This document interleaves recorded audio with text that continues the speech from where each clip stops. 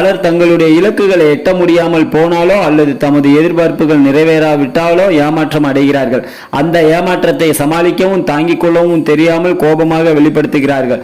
எனவே அவர்களின் நியாயமான எதிர்பார்ப்புகள் இலக்குகளை உடனிருப்பவர்கள் அறிந்து அவற்றை பூர்த்தி செய்தால் ஏமாற்றம் அடைய மாட்டார்கள், வீணாக கோபப்படவும் மாட்டார்கள்.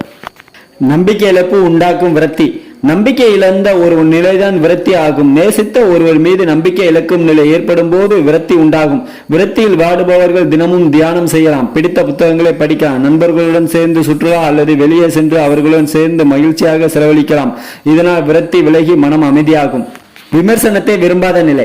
சிலருக்கு தம்மை பற்றிய பிறரின் கடுமையான விமர்சனங்களை ஏற்றுக்கொள்ள முடியாது.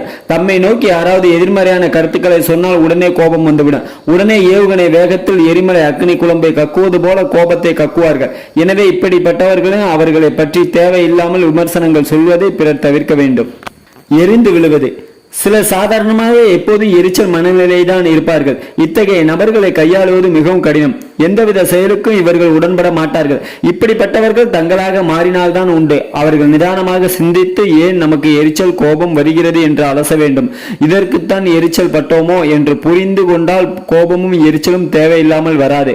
கோபமும் எரிச்சலும் நமக்கு நற்பெயரை பெற்று தருவதில்லை என புரிந்து கொண்டாலே போதும். வேலையில் மன அழுத்தம். வேலையில் மன அழுத்தம் ஏற்படுவதற்கு கிண்டல், கேலி, மேலதிகாரியின் அதிருப்தி, வேலை பளு போன்றவை காரணமாகும். இந்த மன அழுத்தத்தை போக்க எளிமையான ஒரு தீர்வு சொல்ல வேண்டும் என்றால் குளிர்ந்த நீரில் குளித்துவிட்டு திருப்தியாக சாப்பிட்டுவிட்டு ஒரு குட்டி தூக்கம் போட்டால் போதும். மன அழுத்தம் மாயமாய் மறைந்து போகும். பொருளாதார பிரச்சனை. பலர் தாம் எதிர்கொள்ளும் பொருளாதார பிரச்சனைகளால் கோபம் அடைகிறார்கள். பணப்பற்றாக்குறை, அத்தியாவசிய தேவைகளை பூர்த்தி செய்ய தடுமாறும் பதற்றமான சூழ்நிலை போன்ற காரணங்களால் கோபம் உண்டாகும். மாறாக கோபம் அடைவதால் பொருளாதார சிக்கல்கள் தீரப்போவதில்லை என்று உணர்ந்து படிப்படியாக அவற்றை சரி செய்யும் முயற்சிகளில் ஈடுபட வேண்டும். எல்லோருக்கும் அவரவருக்கு பிடித்த பிரத்யேக பொழுதுபோக்கு விருப்பம் உண்டு. அது நல்ல ஆக்கப்பூர்வ பொழுதுபோக்கு என்றால் தயங்காமல் அதில் ஈடுபடலாம். அப்போது கோபப்படுவதற்கு நேரம் இருக்காது. எவ்வளவு பெரிய அழகனாயினும் அழகியாயினும் சரி, கோபம் வரும்போது அவர்கள் முகம் கோணலாகி பார்க்கவே சகிக்காததாகி விடுகிறதல்லவா. ஒருவன் முன்னேறுவதற்கு முக்கியமான தடைகளாய் இருப்பவை இரண்டு. ஒன்று கோபம், மற்றொன்று தான் என்ற அகங்காரம். இந்த இரண்டு கெட்ட குணங்களுக்கும் நாம் இடம் கொடுக்க கூடாது. அடிபணிந்த அடிமையாக ஆகிவிடக்கூடாது. வீட்டிலோ அலுவலகத்திலோ வெளி உலகத்திலோ மற்றவர்கள் செய்யும் சில தவறுகளை பார்க்கும் போது நம்முடைய வார்த்தையை கேட்டு அதன்படி மற்றவர்கள் பணிந்து செயல்படாத போதும் ஆத்திரம் ஏற்படலாம்.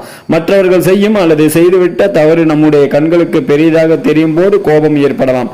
சிலருக்கு மூக்குக்கு மேல் கோப உணர்வு எப்போதும் இருந்து கொண்டே இருக்கும். எதற்கெடுத்தாலும் எரிந்து விழுந்து கொண்டே இருப்பார்கள்.